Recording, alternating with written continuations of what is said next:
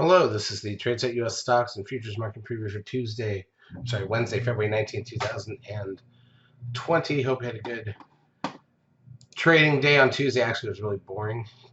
Not much to say. Let's look at the ES front month futures contract. This is the daily chart of the broad market in futures form. We've done nothing for 5 or 6 days here, and it's really boring to watch. Let's go through the daily charts really quickly. Crude oil up 54 cents at 52.59. Gold up a buck. Look, there's a 13 sell signal on gold finally, so be happy about that. S&P cash lost 9.87 points. The NDX gained 6.22. That's very flat for both of them. The stocks down 27.44. The biotechs gained 6.93, but that doesn't do anything on that index. The Russell 2000 was down 4. Nothing there. VIX up a buck 0.15 to 1483. The trend closes at 1.12. That puts the 10-day moving average just under that. NASDAQ volume was 2.28 billion shares. It's down from what we saw earlier last week. Advanced decline ratio on the NASDAQ was negative 282, so more stocks down than up, and almost the exact same as Friday. On the New York, down 495, which is a little more negative. Google gained 71 cents, which is obviously a blip on a $1,500 stock. Apple, which had warned, down $5.95.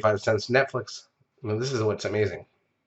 So Google's up a little, Apple's down more, but then everything else of the big ones. Netflix up 7.38, Amazon up 20.80, Tesla up 58.37, continuing to squeeze the shorts as SpaceX gets ready to launch people into space. Facebook up $3.62. By the way, space, Virgin Atlantic space has been on a roll as well. Most of the run on these big stocks is the space stocks. Amazon's a space stock. People don't get that. Tesla is, and space is. That's where the real run is occurring. It's not about anything else that's going on, I don't think. Goldman Sachs loses $3.87, so new lows for since the start of 2020 on Goldman Sachs. TLT, the 20-year bond ETF, up 99 cents. The Dow down 165, and that is that. In terms of intraday action, remember that little blip you see up there up top on Monday was the holiday. A couple hours we were open for no volume. So really, since Friday's, we opened down, came down, made a cup and handle, failed, went lower. NASDAQ side a little different. Closed positive for the week, actually closed out for the day on Tuesday, which is really what we're talking about here.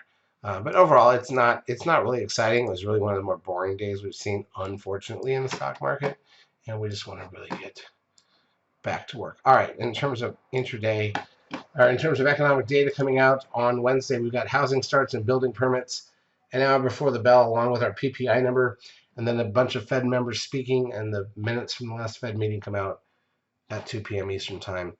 Charts as usual brought to you by eSignal. If you've not yet taken the trial of our services, feel free to do so. We will help you out for a couple weeks. Have a great trading